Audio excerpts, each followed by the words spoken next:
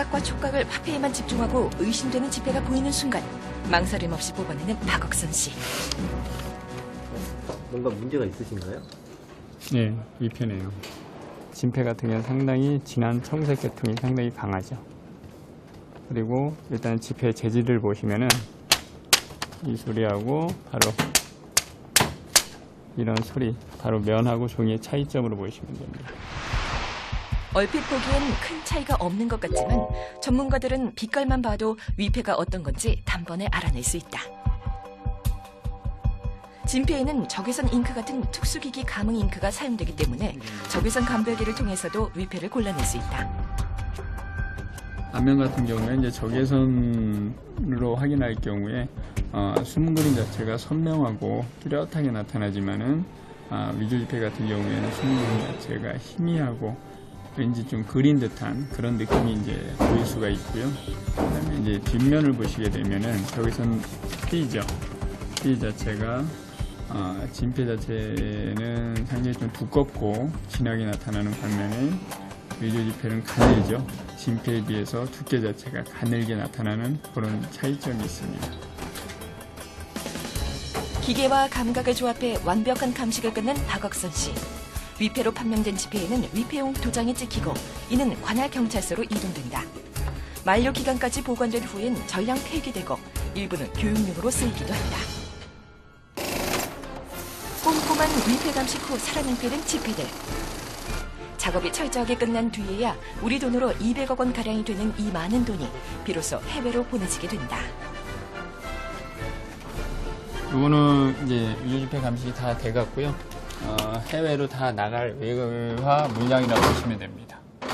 그럼 하루에 얼마나 나가는가요? 하루에 나가는 건 오늘 같은 경우에 한 1,800만 불 정도? 이 정도가 해외로 나간다고 보시면 되죠. 위패를 보관하고 있는 전시실. 주로 교육용으로 운영되어 신청인에게만 개방된다.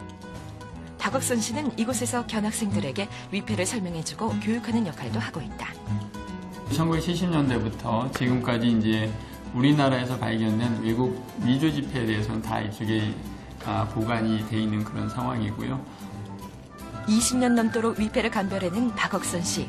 한 장의 위패를 찾는 것이 그에겐 어떤 의미일까? 위조지폐 한 장을 찾아냈다는 것 자체가 어떤 범인을 검거했다는 그런 큰 의미가 있는 부분이고요. 더군다나 우리나라 국민들이 위패로 인한 피해를 보지 않게끔 제가 일선에서 이걸 보호하는 것, 그 이상 그 이하도 아니라고 봅니다. 진폐와 구별하기조차 어려울 만큼 정교한 위패를 만들 수 있다는 요즘. 더 놀라운 위조 기술이 나온다 해도 위패 감식 전문가의 눈을 피해갈 순 없을 것이다. 이 위패를 감식할 때 뭐 눈, 촉감, 기술 등이 총동원되는데 네네. 무엇보다 인원이 굉장히 적어요. 그렇죠. 현재 우리나라에서 위조지폐 감식 전문가로 활동하시는 분이 몇 분이나 되시나요?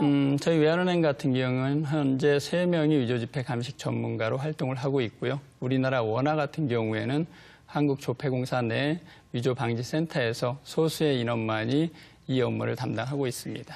돈은 정말 많은데 그렇죠. 왜 이렇게 인원은 적은 건가요? 실질적으로 위조지폐를 구분할 수 있다는 것은 역으로 말하면은 위패를 만들 수도 있다는 부분이거든요.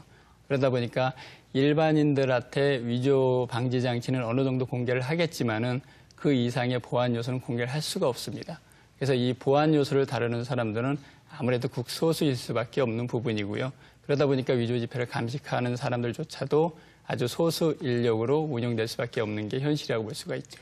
인원이 소수인 만큼 위조지폐 감식 전문가가 활동하는 것도 한정적일 것 같아요. 그렇죠. 일단은 우리나라 같은 경우에 조폐공사 내에 위조방지센터에서 위패 업무를 담당하고 있고요. 외국 돈 같은 경우에는 저희 외환은행에서 이제 담당을 하고 있다 보니까 현재는 이 두 곳밖에 없는 실정이고요. 나머지 이제 금융기관 같은 경우에는 국내에서는 이제 확인하기 어렵다 보니까 해외 위탁업체에다가 의뢰하는 경우가 많이 있습니다.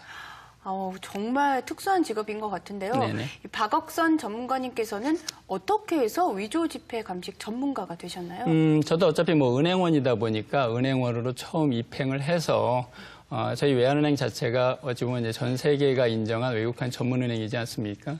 그러다 보니까 이제 은행 내에 외국환 전문 인력 양성 프로그램에 의해서 저희가 이제 내부적으로 공모를 했고요. 공모에 운 좋게 제가 이제 발탁이 돼갖고 현재 위조지폐 감식 전문가라는 업무를 하고 있습니다. 그렇다면 우선 은행에 입사를 해야 되는 건가요? 그렇죠. 일단은 이제 국내에서는 은행권에서 위조지폐 감식 업무를 하다 보니까 은행에 입사하는 게 가장 우선적인 거라 보시면 되고요. 그 다음으로는 이제 조폐공사 내 이제 위조방지센터 그쪽 같은 경우에 이제 화폐뿐만 아니라 유가증권에 대한 위조도 감식하기 때문에 그쪽이라고 할 수가 있겠죠. 그렇다면 이 위패 감식 외에도 은행 업무, 다른 은행 업무도 하셔야 되나요? 네, 물론입니다. 주 업무가 이제 위조지폐 감식 업무를 하지만은 저 개인적으로도 여러 은행 업무를 다 하면서 실제적으로 위조지폐 감식 업무와 또한 이제 외국 화폐에 대한 수출입 업무, 그다음에 여행자 카드라든가 아니면은 월드 캐시 카드라고 해서 선불 카드, 그다음에 은행 내 규정이라든가 기획 업무까지 담당을 하고 있습니다.